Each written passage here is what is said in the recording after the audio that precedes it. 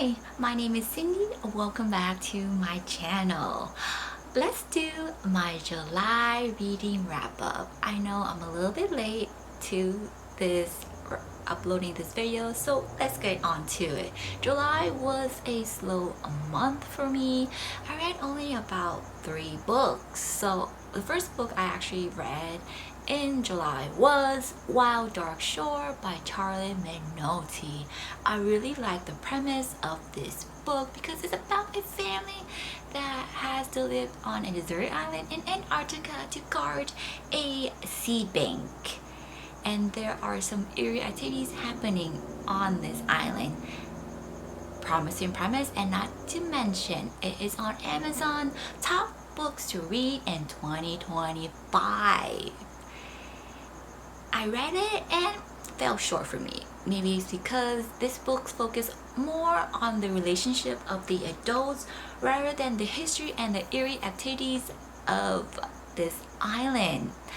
There were about 6 point of views in this book. There was one point of view of the female character, one of the male character, and 3 point of views of the children. I get it. Is to give us a little background and the story of each character, but it was confusing because I had to jump back and forth, and sometimes I just want to go straight through the story without jumping one island to another and then go back to that island at the same time. That's why I gave A Wild Dark Shore 3 out of 5 stars. And not to mention, the ending for this book was really rough. So the second book and the last book I finished reading in July was The Spell Shop by Sarah Beth Sturch. I actually borrowed this book from one of my co-workers because I really liked the premise of this book, which is about a librarian who's escaping the city and she returns back to her home island to open up a spell shop. Not even to mention the cover for this book is so cute. You see the little cottage with the flowers, and not to mention there's a cat sitting on the steps of this cottage. Okay, you got me. I didn't feel connected to the female character of this book, maybe because she is extremely introvert, and she was very contradicting, and I realized I needed a more stronger female character. Also, I realized this book is a cozy vibe read kind of book, meaning there's not that many like ups and downs. It's very pleasant and it's easy to understand.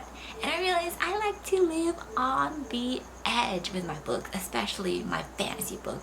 I like to be dangling on top of the cliff, aka my bed, and this book was my cup of tea. That's why I gave this book a 3 out of 5 stars. It was just not there, but I really like the magical creatures in this book.